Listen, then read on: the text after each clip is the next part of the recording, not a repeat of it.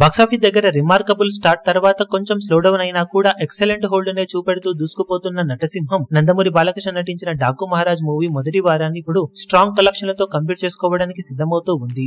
Cinema box office దగ్గర శనివారం advantage లభించడంతో మంచి జోరునే చూపెడుతూ ఉంది. కానీ నైజాంలో మాత్రం కొంచెం ఎక్కువగానే డ్రాప్స్ ను సొంతం చేసుకుంది సినిమా. సంక్రాంతికి వస్తున్న సినిమా ఇక్కడ ఊరమాస్ ర్యాంపేజ్ ముందు డాకు మహారాజ్ స్లో డౌన్ అయింది. కోస్టల్ ఆంధ్ర సీడెట్లలో పర్వాలేదనిపించగా మొత్తం మీద 6వ రోజు రేంజ్ కు సిమిలర్ గానే ట్రెండ్ ను చూపెడుతూ ఉన్న డాకు మహారాజ్ మూవీ అన్ని చోట్ల ఆఫ్లైన్ టికెట్ సేల్స్ లెక్కలు బాగుంటే 7వ రోజు తెలుగు రాష్ట్రాలలో అటు ఇటుగా 2.6 కోట్ల నుండి 2.8 కోట్ల మధ్యలో షేర్ ను వసూలు చేసే ఛాన్సెస్ కనిపిస్తూ ఉన్నాయి. ఆఫ్లైన్ టికెట్ సేల్స్ లెక్కలు కనుక బాగుంటే కలెక్షన్స్ కొంచెం పెరగవచ్చు. ఇక Karnataka, rest of India, overseas లలో సినిమా కొంచెం డ్రాప్స్ ను హెవీగానే సొంతం చేసుకుంటూ ఉన్న నేపథ్యంలో వరల్డ్ వైడ్ గా 7వ రోజు 3 కోట్ల నుండి 3.1 కోటి రేంజ్ లో షేర్ ను వసూలు చేసే అవకాశం ఉందని చెప్పవచ్చు. ఫైనల్ ఆఫ్లైన్ టికెట్ సేల్స్ లెక్కలు బాగుంటే కలెక్షన్స్ మరి కాస్త పెరిగే అవకాశం ఉంది.